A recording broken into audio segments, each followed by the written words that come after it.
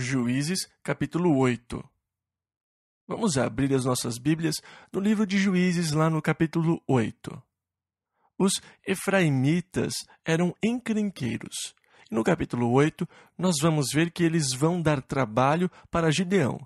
Mas nós também vemos que Gideão lida com os efraimitas com uma diplomacia brilhante. Eles foram a Gideão e começaram a repreendê-lo asperamente porque ele não os tinha chamado para ir contra os midianitas. Agora é interessante observar que eles foram até Gideão depois que ele tinha obtido a vitória e quando estava certo que Gideão tinha posto o inimigo para correr. Eles chegaram e disseram: "Por que você não nos chamou para ajudá-lo contra os midianitas?" E eles começaram a dar trabalho e contenderam com ele fortemente. Mas Gideão disse: "Bem, o que eu fiz comparado com o que vocês fizeram? Na verdade, vocês capturaram 2 reis. Se nós compararmos, o que eu fiz?" Bem, Gideão acabou com 120.000 deles, e então, diplomaticamente, ele lida com a situação muito bem. Eles têm um temperamento quente, eles chegam e começam a fazer uma acusação ridícula, mas eu acho que Gideão controla a situação muito bem. Talvez um pouco bem demais no que diz respeito aos efraimitas, porque mais tarde eles vão tentar o mesmo truque com outro colega, Jefté, e ele não trata do assunto tão bem, mas Gideão foi muito bondoso ao lidar com eles.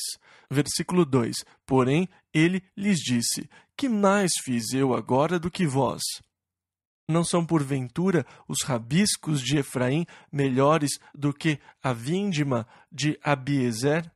Em outras palavras, vocês chegaram e o que vocês pegaram, as sobras, são, na verdade, melhor do que a vindima que tomamos."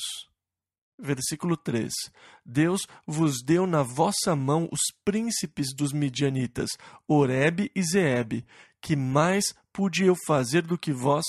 Então a sua ira se abrandou para com ele, quando falou esta palavra."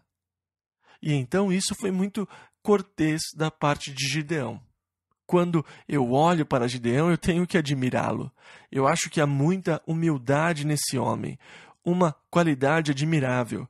Quando o Senhor o chamou para liderar os israelitas contra Midina, lembram? Ele disse: "Senhor, eu não posso fazer isso. A casa do meu pai não é nada e eu sou o menor da casa do meu pai. Quem sou eu para fazer isso?" Mesmo assim, ele era o tipo de pessoa que, quando convencido do chamado de Deus, se entregava a ele de forma muito sincera. Agora, ele poderia ter se gloriado na vitória sobre os midianitas. Ele poderia ter aproveitado a oportunidade para se orgulhar, mas ele não o fez. Agora, talvez ele tenha aprendido, e muito bem, que Deus queria a glória na batalha. Lembram? Foi por isso que Deus restringiu o exército. Foi por isso que Deus os reduziu de 22.000 para 300, para que Deus obtivesse a vitória do que viesse a ser feito. Versículo 4: "E como Gideão veio ao Jordão, passou com os 300 homens que com ele estavam, já cansados, mas ainda perseguindo. Porque ainda havia uns 15.000 inimigos vivos. Eles destruíram 120.000, mas 15.000 ainda estavam vivos, e ele os perseguia. Eles foram muito corajosos, 300 homens perseguindo 15.000. Não tem problema enquanto eles estão correndo, mas e se eles parassem e dessem meia volta? É muito louvável o que eles estão fazendo, mas a essa altura os seus homens estão cansados." Agora, eu acho interessante que ainda haja 300 homens. Até aqui, ele não perdeu nenhum único homem. Deus fez um trabalho excelente quando destruiu o inimigo. E não é de se admirar que Gideão não quisesse levar o crédito. Ele estava disposto a deixar a glória a outros, mas ele não quis se vangloriar. E então eles chegaram à cidade de Sucote e disseram aos homens da cidade: "Escute, nós precisamos de um pouco de pão, porque os meus homens estão exaustos." Mas eles disseram: "Veja, amigo, os inimigos já estão na sua mão?" "De jeito nenhum. 15.000 homens acabaram de passar por aqui. Vocês são apenas 300. Nós não queremos que nos acusem de tê-los ajudado, porque se nós os ajudarmos e eles os derrotarem, eles voltarão para nos pegar. E então eles se recusaram a alimentar os homens de Gideão. E Gideão disse: quando eu voltar com as cabeças deles, eu vou arrastar vocês por cima dos cactos. E então ele foi até a próxima cidade e pediu aos homens de Penuel, dizendo: deem-nos um pouco de pão, eles estão exaustos, e nós ainda temos inimigos para destruir. Mas eles disseram: o inimigo ainda não foi entregue às suas mãos, nós não vamos ajudá-lo. E Gideão disse: quando eu voltar da vitória, eu vou destruir a sua torre. E ele e os seus 300 homens perseguiram o restante dos midianitas, cerca de 15.000 deles, e os destruíram. Versículo 10. Os que caíram foram 120.000 homens, que puxavam da espada. Ainda havia uns 15.000 que estavam em Carcor, onde estavam os líderes Zeba e Salmuna. Versículo 11 ao 14. E subiu Gideão pelo caminho dos que habitavam em tendas, para o oriente de Nobá e Jogbeá, e feriu aquele exército, porquanto o exército estava descuidado, e fugiram Zeba e Salmuna. Porém ele os perseguiu, e tomou presos a ambos os reis dos midianitas, a Zeba e a Salmuna, e afugentou a todo o exército. Voltando, pois, Gideão, filho de Joás, da peleja, antes do nascer do sol, tomou preso a um moço dos homens de Sucote e lhe fez perguntas, o qual lhe deu por escrito os nomes dos príncipes de Sucote, do prefeito e da câmara municipal. O jovem descreveu os anciãos e os líderes da cidade a Gideão, e eles foram a Sucote e tomaram e arrastaram os homens sobre os cactos, sobre espinhos e abrolhos, para lhes dar uma lição por não tê-los ajudado quando eles estavam em necessidade. Eles voltaram a Penuel e quebraram a torre da cidade e mataram os homens de Penuel por não tê-los ajudado quando mais precisavam. Depois ele disse aos 2 reis midianitas: descrevam os homens que vocês mataram perto do Monte Tabor. E eles disseram: bem, na verdade, eles se pareciam muito com você, eram bonitos, eles pareciam filhos de Deus, filhos de rei. Gideão disse: eles eram meus irmãos, se vocês os tivessem deixado vivos, eu não os mataria, mas vocês mataram os meus irmãos. E então ele disse a um dos seus filhos: levante e mate estes 2. Bom, o rapaz era bem jovem, devia ser adolescente, e eles eram reis, e então ele se intimidou e hesitou em matá-los. Mas os 2 reis disseram: levante e mate-nos, vá em frente. Mas ele ainda hesitou em fazê-lo, e então o próprio Gideão matou os 2 reis dos midianitas que ele tinha levado cativos. Versículo 22. Então os homens de Israel disseram a Gideão: domina sobre nós, tanto tu como teu filho e o filho de teu filho, porquanto nos livraste da mão dos midianitas. Em outras palavras, eles queriam estabelecer uma dinastia e uma monarquia. Eles queriam que a família de Gideão, ele, seus filhos e seus netos, fossem reis em Israel. Mas Gideão mostra ter um caráter extraordinário. Aqui está ele, diante de um movimento popular, para estabelecê-lo como rei. Versículo 23. Porém Gideão lhes disse: sobre vós eu não dominarei, nem tampouco meu filho sobre vós dominará. O Senhor sobre vós dominará. Eu vejo o caráter de Gideão muito digno de louvor. Ele fez a coisa certa sem nenhuma dúvida. O Senhor domine sobre vós, nem eu, nem meu filho o faremos. E assim, Gideão pede aos homens a sua parte dos despojos da vitória. Ele disse: eu gostaria dos brincos de ouro. Agora, os midianitas eram ismaelitas e todos eles tinham as orelhas furadas e usavam brincos de argolas de ouro. Eles despejaram tudo diante de Gideão. E olha, com o preço do ouro hoje, ele teria se tornado um homem muito rico, porque aqueles brincos pesavam, no total, 1.700 ciclos de ouro. 120.000 pares de brincos seriam um sucesso no mercado de ouro hoje. Versículo 27, e fez Gideão dele um éfode. Ele fez uma espécie de manto com ouro, mas o manto que ele fez tornou-se um laço. Ele se tornou uma atração turística. As pessoas viajavam até a casa de Gideão para ver o éfode de ouro que ele fez com os brincos dos midianitas. E o povo começou a adorar o éfode. Eles o transformaram num objeto de adoração. Por isso, ele se tornou um laço para Israel. Agora, eu não acho que Gideão tinha isso em mente, que o povo faria um ídolo do éfode de ouro que ele fez com os pingentes. Mesmo assim, eles o transformaram no ídolo. Agora, eu acho que foi aqui que Gideão cometeu um erro quando ele viu como o povo estava reverenciando o éfode de ouro. Ele deveria tê-lo jogado no fogo para derretê-lo e fazer uma barra de ouro ou algo assim com ele. E então, se ele tem alguma culpa ou se cometeu algum erro, foi este: permitir que o éfode continuasse a existir depois de ter se tornado um símbolo de idolatria. Versículos 28 e 29. Assim foram abatidos os midianitas diante dos filhos de Israel, e nunca mais levantaram a sua cabeça, e sossegou a terra 40 anos nos dias de Gideão.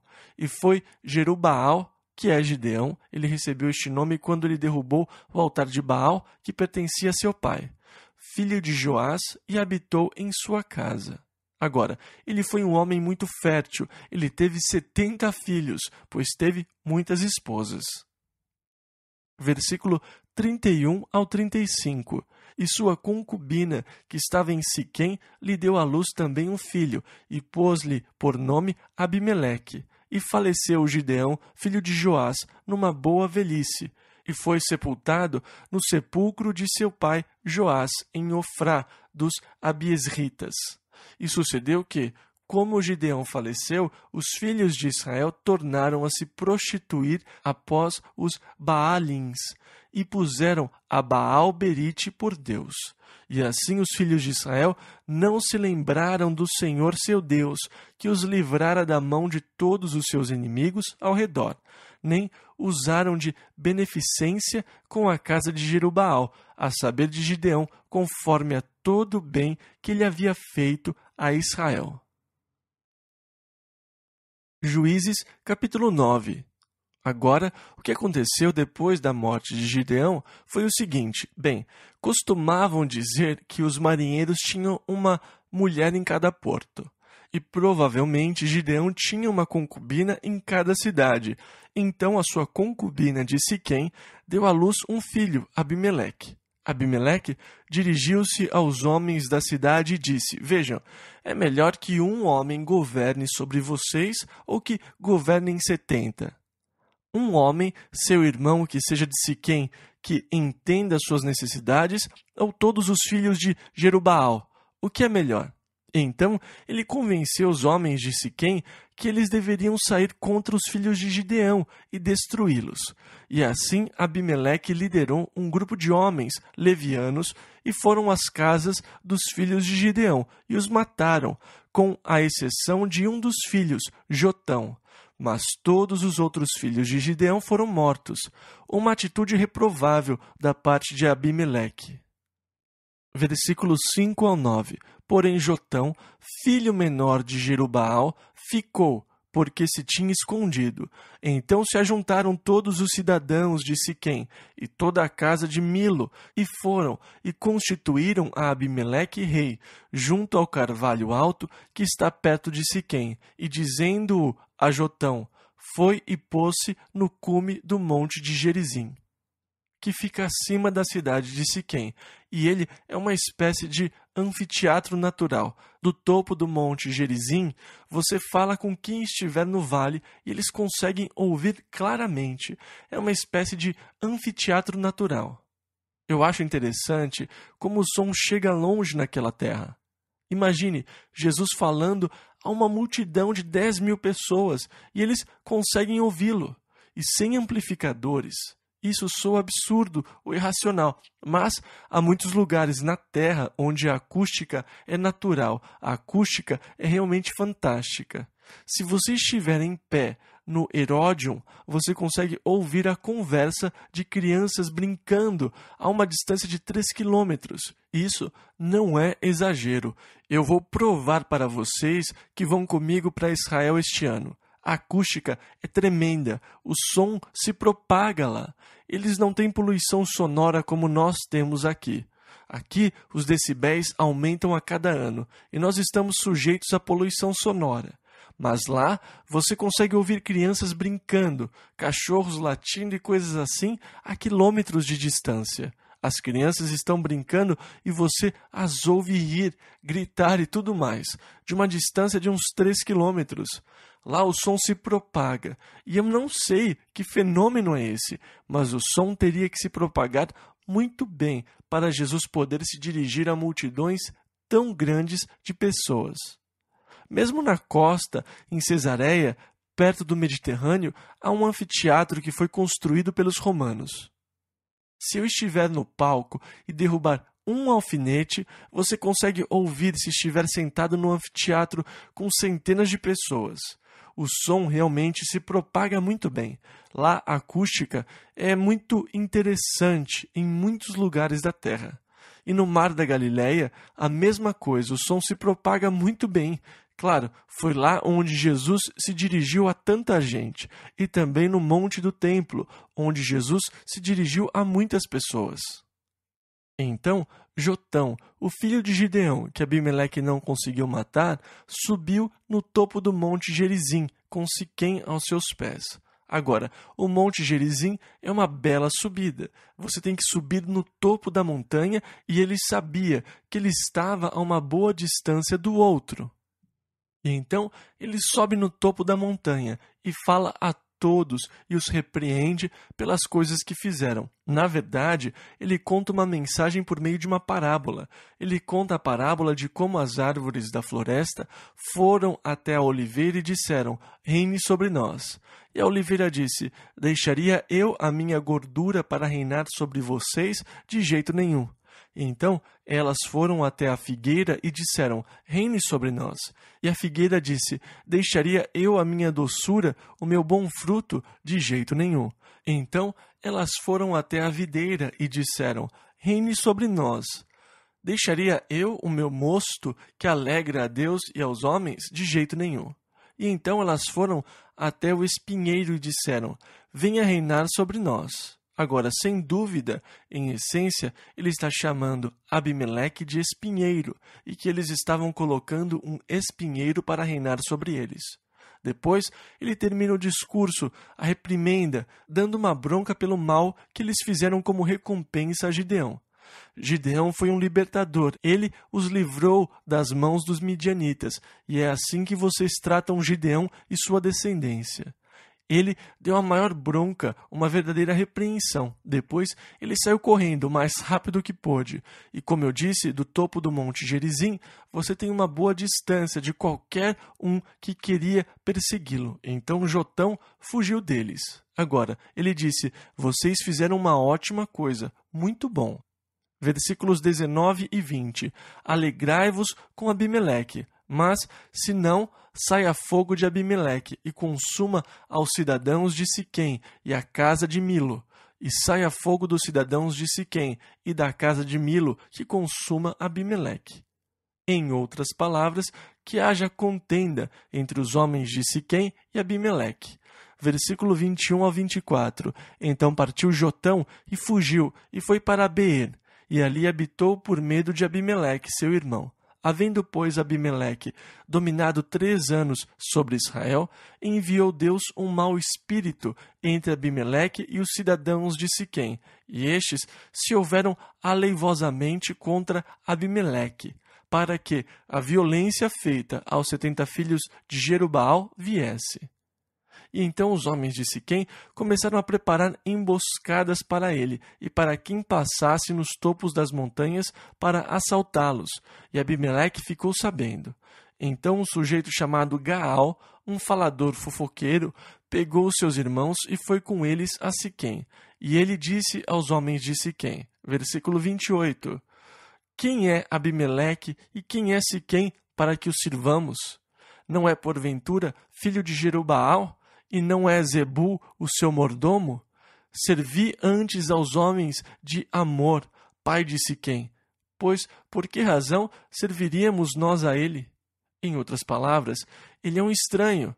Nós deveríamos servir a Amor e a sua família, que eles sejam os reis. E ele disse: quisera Deus que o povo estivesse sob o meu governo, porque eu posso fazer um bom trabalho aqui. Quem é esse Abimeleque? Depois ele disse: se vocês se submetessem a mim, eu removerei Abimeleque. Versículo 29 ao 38. Ah, se este povo estivera na minha mão, eu expulsaria Abimeleque, e diria a Abimeleque: multiplica o teu exército e sai. E ouvindo Zebul, o maioral da cidade, as palavras de Gaal, filho de Ebede, se acendeu a sua ira, e enviou astutamente mensageiros a Abimeleque, dizendo: eis que Gaal, filho de Ebede, e seus irmãos vieram a Siquém, e eis que eles estão sublevando essa cidade contra ti.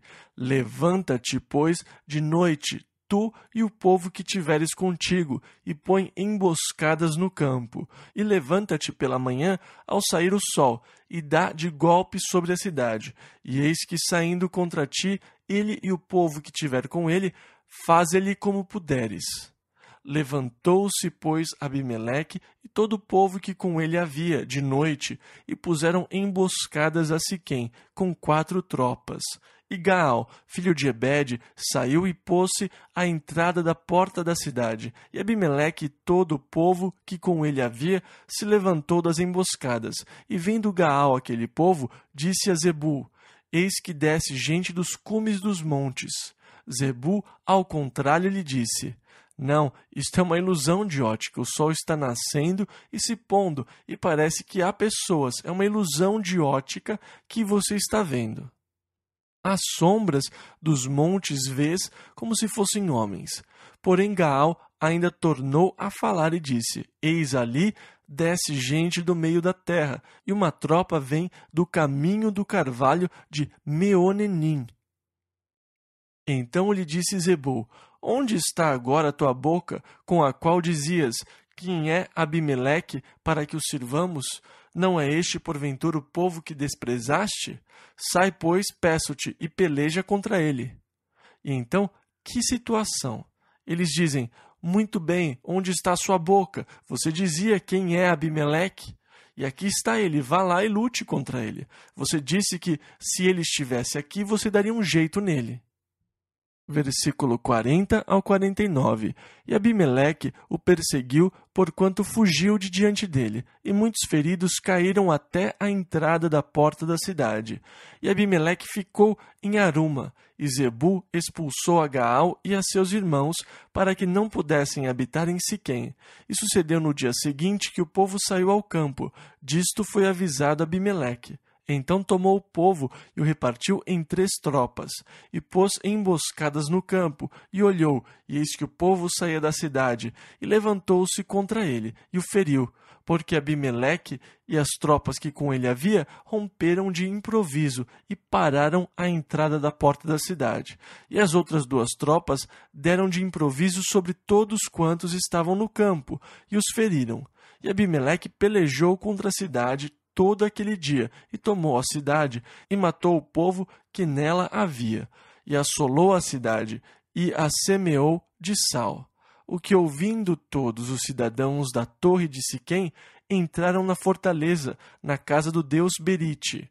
E contou-se a Abimeleque que todos os cidadãos da torre de Siquém se haviam congregado. Subiu, pois, Abimeleque ao monte Salmom, ele e todo o povo que com ele havia. E Abimeleque tomou na sua mão um machado, e cortou um ramo da árvore, e o levantou, e pô-lo ao seu ombro, e disse ao povo que com ele havia: o que me vistes fazer, apressai-vos, e fazê-lo. O que me vistes fazer, apressai-vos a fazê-lo assim como eu. Assim, pois, cada um de todo o povo também cortou o seu ramo e seguiu Abimeleque. E pondo os ramos junto da fortaleza, queimaram-na a fogo. Na verdade, eles cremaram as pessoas que tinham buscado refúgio na torre. Versículo 49 ainda. Uns 1000 homens e mulheres. E então devia ser uma torre bem grande na verdade. Versículo 50 ao 53. Então Abimeleque foi a Tebes, e a sitiou, e a tomou. Havia, porém, no meio da cidade uma torre forte, e todos os homens e mulheres e todos os cidadãos da cidade se refugiaram nela. E Abimeleque veio até a torre e a combateu, e chegou-se até a porta da torre para a incendiar. Porém, uma mulher lançou um pedaço de uma mó. Agora, as mós são uma espécie de pedra de lava, e eu já vi mós de 1,20 m de altura. Eles têm um trilho com sulcos sobre os quais as mós rolam. Ela é esculpida e arredondada, e ela tem um buraco no meio, e uma vara ia no centro da mó e ela deslizava. Eles costumavam prender um boi a ela e havia uma ranhura na pedra que andava em círculos, e conforme o boi andava, ele puxava a vara. E isso fazia a mó circular sobre o sulco, a ranhura. E as senhoras colocavam o trigo nas pequenas ranhuras, e as mós passavam e trituravam o trigo em farinha. E assim elas tinham farinha moída na pedra, feita pelas mós. E as mós eram muito pesadas. Muitas delas eu já vi chegam a pesar mais de 200 quilos. É interessante que quando Jesus falou aos mestres que destruíam a fé de uma criança, que seria melhor que uma mó fosse atada ao seu pescoço e que fossem lançados no mar da Galileia do que escandalizar uma daquelas crianças. Ah, agora, meu bondoso Jesus, manso e suave, cuide dessa criancinha. Não, ele não era tão suave e manso. Ele era bem duro com os falsos mestres e com os que destruíssem a fé de crianças. Ele disse, olha, que coloquem-nos em concreto e os joguem no oceano. Ele teria sido um excelente exterminador de máfia. É sério, ele disse, coloque uma pedra de mó no seu pescoço e joguem-no ao mar. Você com certeza nunca subiria. Bem, agora havia uma mulher na torre e ela tinha um pedaço de pedra de mó.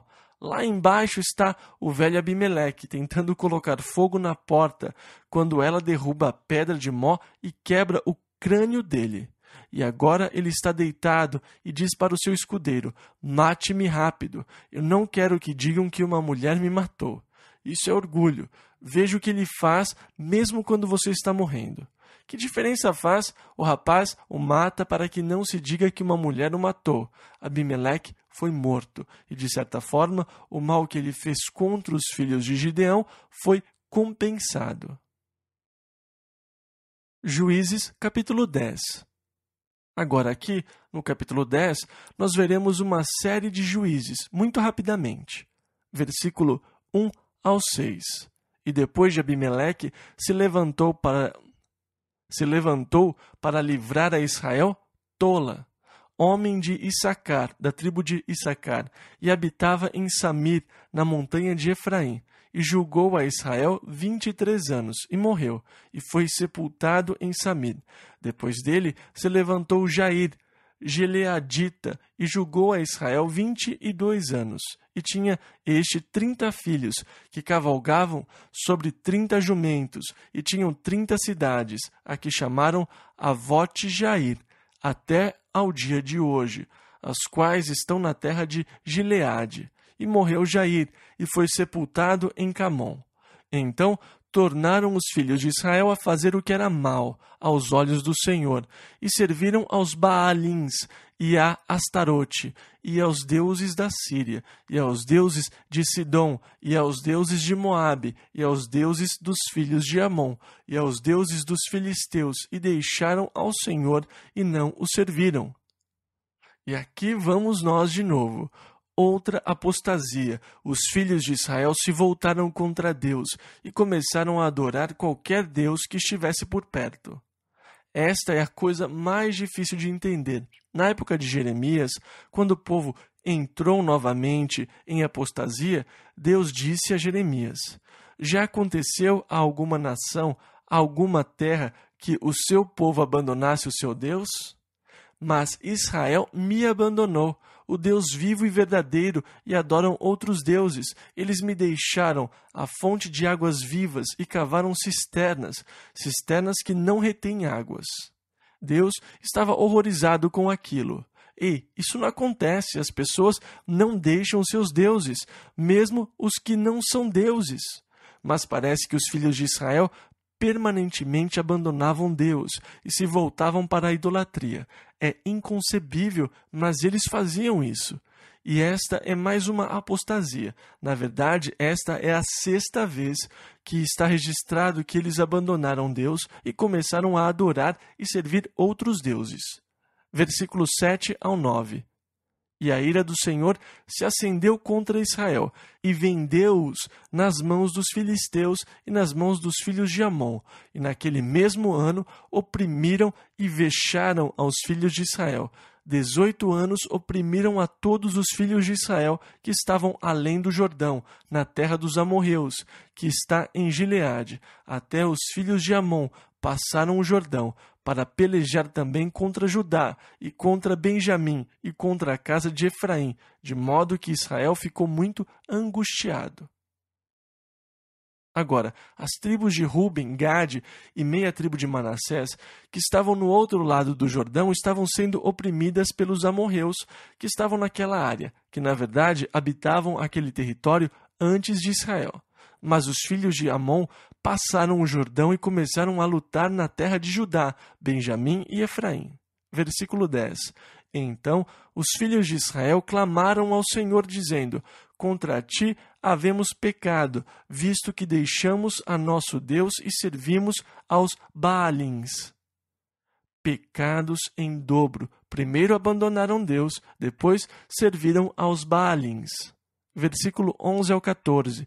Porém o Senhor disse aos filhos de Israel: Porventura dos egípcios e dos amorreus e dos filhos de Amon e dos filisteus e dos sidônios e dos amalequitas e dos maonitas que vos oprimiam, quando a mim clamastes, não vos livrei das suas mãos? Contudo, vós me deixastes a mim e servistes a outros deuses, pelo que não vos livrarei mais. Ide e clamai aos deuses que escolhestes, que eles vos livrem no tempo do vosso aperto. Então, a essa altura, Israel tinha chegado num ponto muito triste da sua história, pois Deus disse: Ei, eu os livrei dos egípcios, dos amorreus, dos filisteus, de todos estes povos, e agora vocês me abandonaram. Eu não vou mais livrar vocês, vocês que chamem os deuses que escolheram servir. Eles que os livrem. É possível que alguém peque contra a graça de Deus até o ponto onde Deus entrega a pessoa a uma mente, um sentimento depravado. Deus se cansou, pronto.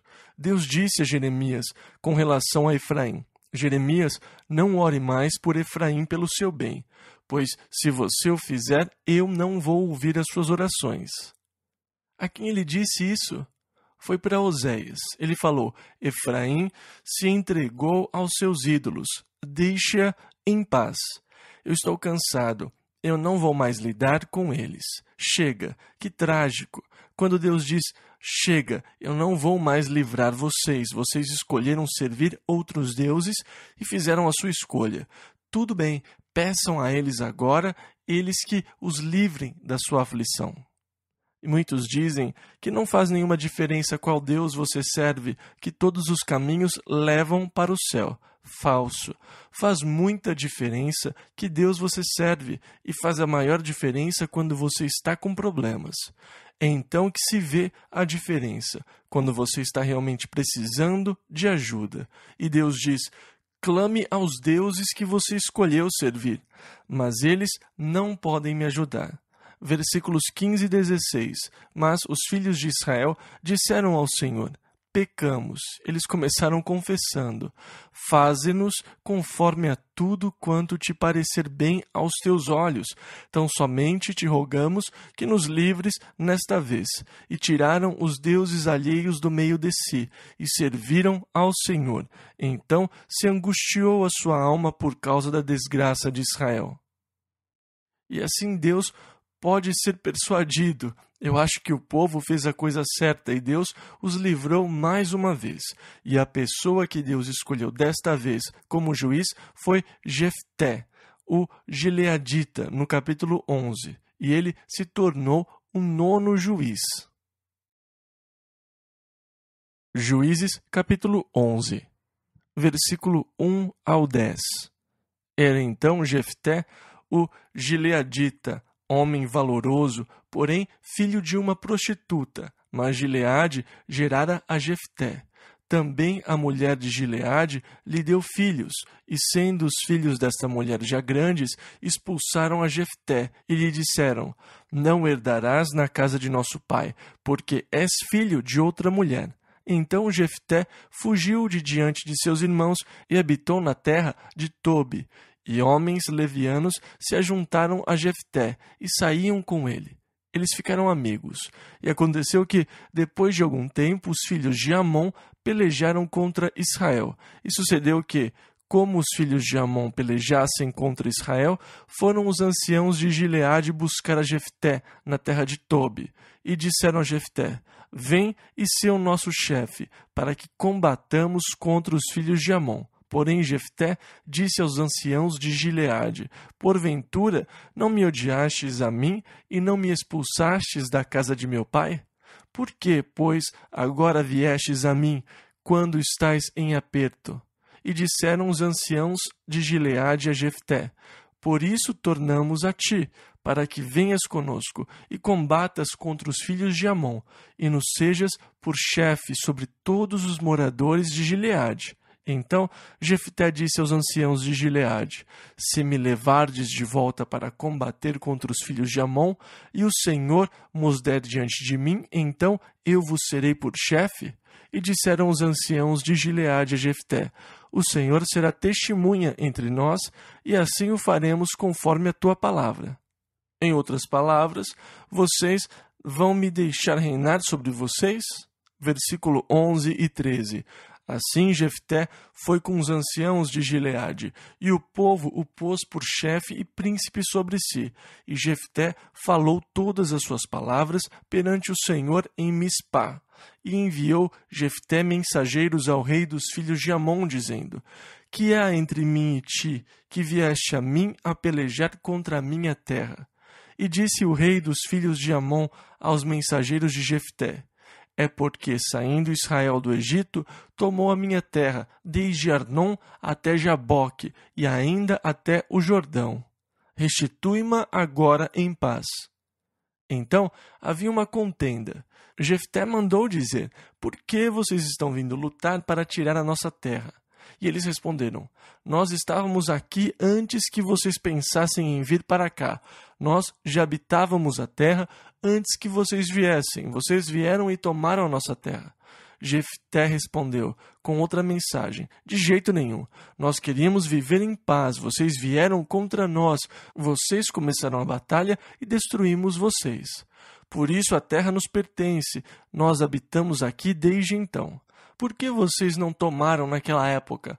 A terra era mesmo sua. Nós nos fixamos aqui. A terra é nossa. Então, eles se reuniram para o combate. Agora, nesta hora, Jefté fez um voto a Deus. Ele disse: Senhor, se o Senhor entregar o povo de Amon, ou os amonitas, na minha mão, dando-me a vitória, eu oferecerei em holocausto, como oferta queimada ao Senhor, a primeira coisa que sair da porta da minha casa quando eu voltar. E então, Deus entregou os amonitas nas mãos de Jefté. E ele estava indo para casa vitorioso, liderando os exércitos. E quem sai da porta da sua casa? Sua filha, sua única filha, com um tamborim e um cântico que ela compôs, cantando a grande vitória do seu pai, como seu pai era grande e tudo mais. Quando ele a viu sair da porta, ele disse: Ah, minha querida, você trouxe pesar à minha alma hoje. E ela disse: Pai, cumpra o que o Senhor prometeu ao Senhor.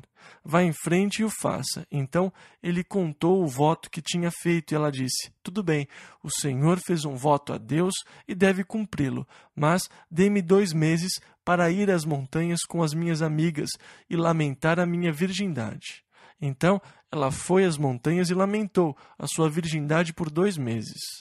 Versículos 39 e 40. E sucedeu que, ao fim dos 2 meses, tornou ela para seu pai, o qual cumpriu nela o seu voto que tinha feito. E ela não conheceu o homem, e daí veio o costume de Israel, que as filhas de Israel iam de ano em ano lamentar por 4 dias a filha de Jefté, o gileadita. Agora, em primeiro lugar, Deus tinha proibido o sacrifício humano. Não se pode afirmar se ele a matou ou não. A oferta de sacrifício queimado, na verdade, era um sacrifício de consagração a Deus, e alguns comentaristas ensinam que ele a ofereceu a Deus como virgem, perpetuamente. Em outras palavras, que ele a impediu de se casar e a confinou numa vida de celibato por causa do voto que ele tinha feito. É possível. Não é provável, mas é possível. Pela leitura aparente do texto, ele praticou este ato terrível e sacrificou sua filha ao Senhor. Entretanto, eu estou convencido de que Deus não exigiu e não exigiria isso dele. Segundo a lei, o seu filho mais velho deveria ser dado a Deus, e Deus previu na lei recursos para o resgate do primogênito por um animal. Eu tenho certeza de que Deus teria permitido que Jefté fizesse a substituição por sua filha, neste caso. Nós devemos nos lembrar de que, na sociedade que cercava os filhos de Israel naqueles dias, o sacrifício humano aos deuses pagãos era uma coisa comum. Na adoração de Moloque, na adoração de Baal, o sacrifício do filho aos deuses era uma prática comum. Quando encontraram as ruínas dos cananeus, na fundação das casas foram descobertos potes com esqueletos de bebês.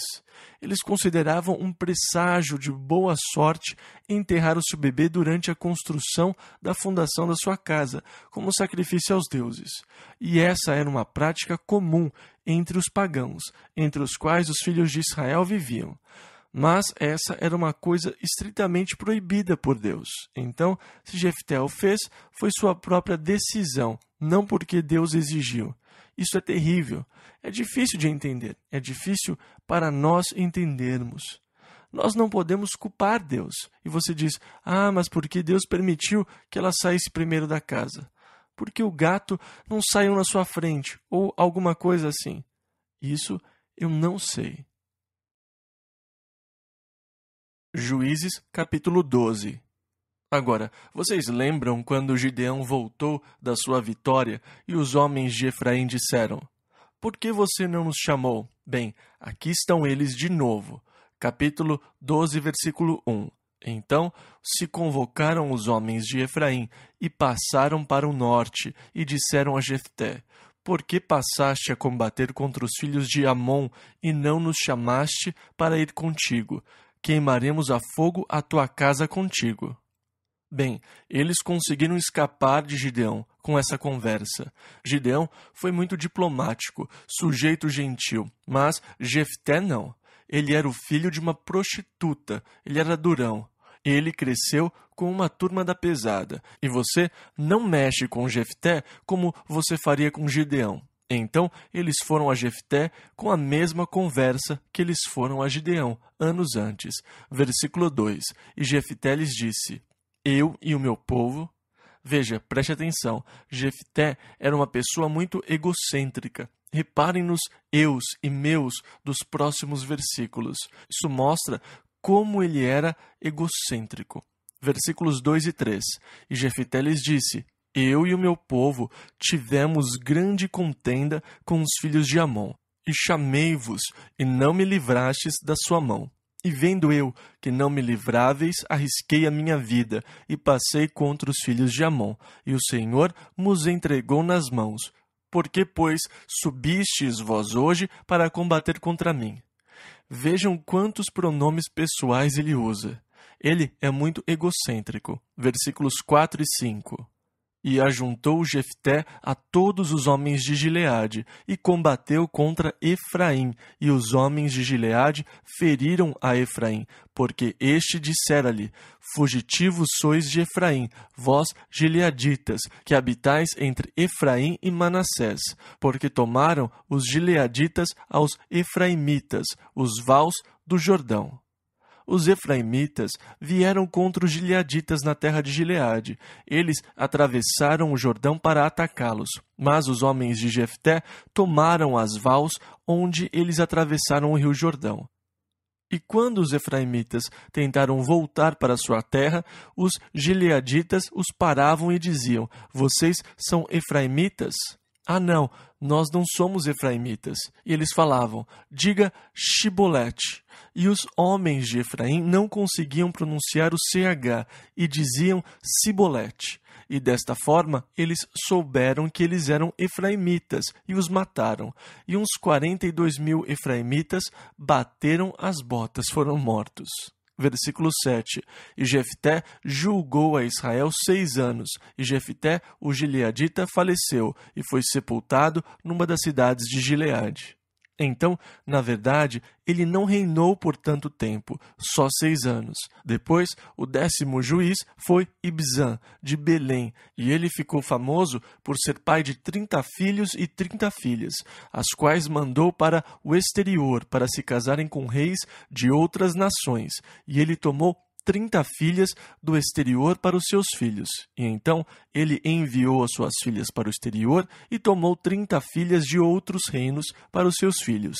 Ele julgou Israel durante 7 anos. Ele foi enterrado em Belém. Depois, Elon se tornou o 11º juiz. Ele era da tribo de Zebulon. Ele julgou Israel por 10 anos e foi sepultado em Aijalon, no país de Zebulon. Versículos 13 e 14. Depois dele julgou a Israel Abdon, o Piratonita. E tinha este 40 filhos e 30 netos, que cavalgavam sobre 70 jumentos, e julgou a Israel 8 anos. Estes aqui, na verdade, não fizeram muita coisa. Pouco se fala deles. Juízes, capítulo 13, versículos 1 e 2.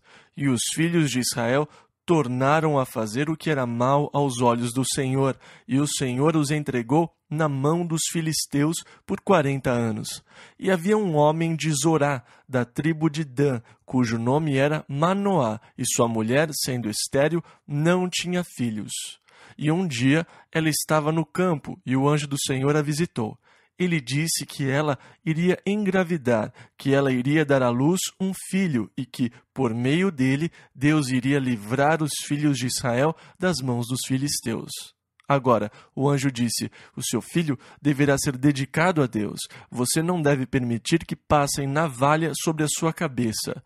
Não cortar o cabelo fazia parte do voto nazireu. Ele também não deveria beber vinho nem bebida forte, pois ele seria um nazireu, dedicando a sua vida desde o nascimento. A sua vida deveria ser dedicada a Deus, comprometida com Deus. Bem, ela ficou muito animada. Ela correu e disse ao seu marido sobre o homem que a encontrou no campo, que lhe disse que ela iria engravidar e ter um menino, e que ela não deveria cortar o seu cabelo, nem lhe dar vinho ou bebida forte. E ele disse: "Como ele era? O que ele disse?" E ela orou: "Deus, se foi realmente o Senhor, apareça novamente para que nós possamos ter mais informações sobre o que devemos fazer com esta criança." Então ela estava no campo e o anjo do Senhor apareceu novamente. E ela disse: "O Senhor poderia esperar um pouco aqui? O meu marido quer conhecê-lo." Então ela correu e disse: "O homem que tinha aparecido da outra vez voltou." Então Manoá foi correndo e disse: "Sabe, ela me falou, mas eu não sabia o que fazer. Eu queria saber um pouco mais, ter mais informações. Ela estava um pouco agitada e eu queria ter certeza que eu entendi as instruções direito. Como nós devemos criá-lo e o que devemos fazer com ele? Explique novamente." Então o anjo repetiu e disse: "É exatamente como eu disse a ela. Não lhe dê vinho nem nada que venha de uvas. Não corte o cabelo dele. Ele será um nazireu, dedicado, consagrado a Deus." Versículo 15 ao 18. Então Manoá disse ao anjo do Senhor: "Ora, deixa que te detenhamos e te preparemos um cabrito." Porém o anjo do Senhor disse a Manoá: ainda que me detenhas, não comerei de teu pão. E se fizeres holocausto, oferecerás ao Senhor. Porque não sabia Manoá que era o anjo do Senhor. E disse Manoá ao anjo do Senhor: qual é o teu nome, para que, quando se cumprir a tua palavra, te honremos? E o anjo do Senhor lhe disse: por que perguntas assim pelo meu nome, visto que é maravilhoso? Versículo 19. Então Manoá tomou um cabrito e uma oferta de alimentos, e os ofereceu sobre uma penha ao Senhor. E ouve-se o anjo maravilhosamente observando-o, Manoá e sua mulher. E enquanto o fogo subia, então o anjo entrou no fogo e subiu até o céu. E Manoá se prostrou em terra sobre o rosto e disse: nós vamos morrer, nós vimos o anjo do Senhor face a face. Mas sua esposa disse: ei, o que é isso? Se Deus quisesse nos matar, por que ele nos diria que nós vamos ter um bebê e nos deu todas aquelas promessas? Então ele disse: bem, eu acho que você está certa. E então o bom senso da mulher de Manoá prevaleceu. Versículos 24 e 25. Depois teve esta mulher um filho, a quem pôs o nome de Sansão. E o menino cresceu, e o Senhor o abençoou. E o Espírito do Senhor começou a incitá-lo de quando em quando para o campo de Maané-Dan, entre Zorá e Estaol. Na verdade, os vales de Zorá e Estaol ficam a uns 13 quilômetros de Jerusalém, na direção de Tel Aviv. E é um lindo vale, muito fértil. Fazia parte da herança da tribo de Dan. Então, foi ali onde ele cresceu, e o Espírito de Deus começou a incitá-lo em diversos momentos.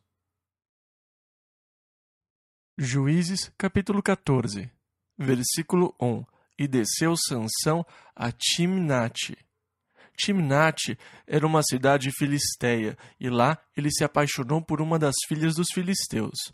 Ele chegou em casa e disse aos seus pais: eu quero que vocês desçam e façam os preparativos para que eu me case com aquela moça. E eles disseram: como assim, Sansão? Com todas essas israelitas lindas aqui, por que você tem que descer e se apaixonar por uma filisteia? Agora, eles não sabiam que Deus estava procurando algo contra os filisteus. Sansão é um jovem obstinado. Ele disse: não criem dificuldades, desçam e façam os preparativos. Então, os seus pais desceram para fazer os preparativos. Sansão os seguia quando um leão saiu ao seu encontro. O Espírito do Senhor veio sobre ele e ele pegou o leão e o despedaçou como se ele fosse um cabrito ou algo assim. Ele jogou a carcaça nos arbustos, limpou as mãos e não disse a ninguém o que tinha acontecido. Seus pais desceram a Timnate e ele encontrou-se com a sua namorada.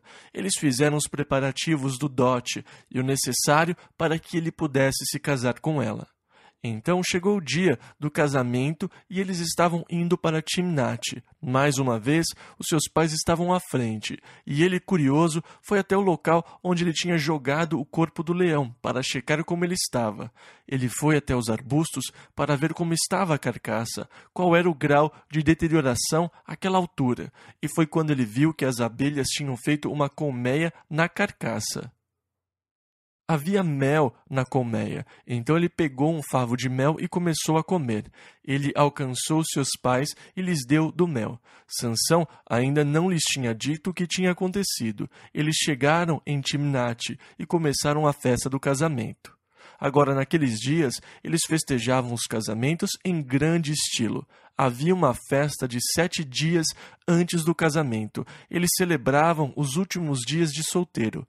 Então, eles nomearam 30 filisteus para que o acompanhassem durante o período de folia e festejos que antecediam o casamento. Versículos 12 e 13. Disse-lhes, pois, Sansão: eu vos darei um enigma para decifrar, e se nos 7 dias das bodas o decifrardes e descobrirdes, eu vos darei 30 lençóis e 30 mudas de roupas. E se não puderdes decifrar, vós me dareis a mim 30 lençóis e as 30 mudas de roupas. E eles lhe disseram: dá-nos o teu enigma a decifrar, para que o ouçamos. Os rapazes estavam dizendo: qual é o enigma? E então ele disse o enigma. Versículo 14. Então ele lhes disse: Do comedor saiu comida, e do forte saiu doçura, e em 3 dias não puderam decifrar o enigma. Do comedor saiu comida, do forte saiu doçura. Depois de uns 3 dias, eles ainda não tinham ideia do que era. Eles foram até a noiva e disseram: "Que desprezível! Você está querendo o que é nosso. Por isso você nos escolheu para sermos companheiros dele. Você está querendo ganhar 30 lençóis e 30 mudas de roupa para o seu enxoval. Nunca!" E eles disseram: "É melhor você descobrir o enigma ou nós vamos queimar você e a casa do seu pai." Então ela foi a Sansão e disse: "Você não me ama de verdade." Ele disse: "O que você quer dizer com eu não te amo?" "Ah, se você me amasse, você teria me dito o enigma." Ele disse: "Não, o que você está falando? Eu nem sequer contei o enigma aos meus pais." "Viu? Eu disse que você não me ama." E ela começou a falar e a chorar todos os dias. Então ele tem uma noiva em lágrimas, dizendo: "Você não me ama." E finalmente Sansão se cansou. Ele não aguentou mais o choro e disse: "Ah, isso não é nada. Eu matei um leão e na carcaça dele tinha uma colmeia de abelhas e do leão saiu doçura." Então ela contou aos rapazes. Chegou o dia do casamento e Sansão disse: "Muito bem, qual é o enigma, meus amigos?" E eles disseram, versículo 18: "Que coisa há mais doce do que o mel? E que coisa há mais forte do que o leão?" E ele ficou furioso e lhes disse: "Se vós não lavrasseis com a minha novilha, nunca teríeis descoberto o meu enigma." E essa é uma frase coloquial muito interessante daqueles dias. Eu acho porque ele está chamando a sua noiva de novilha. Se vocês não estivessem lavrando com a minha novilha, vocês não teriam descoberto. Ele ficou muito irritado. Desceu até a cidade dos Escalonitas, ao longo da costa do Mediterrâneo. Ele pegou 30 filisteus e os matou. Então pegou suas roupas, voltou para pagar a sua dívida e foi para casa. Depois que ele se acalmou, ele voltou para ver sua esposa. E é aí que começa o próximo problema. Nós vamos ver isso no nosso próximo estudo, quando continuarmos a vida de Sansão. Que personagem interessante ele foi. Eu tenho muito o que compartilhar sobre Sansão, mas vamos esperar para vermos toda a história na próxima semana. Vamos fazer observações e analogias interessantes sobre Sansão.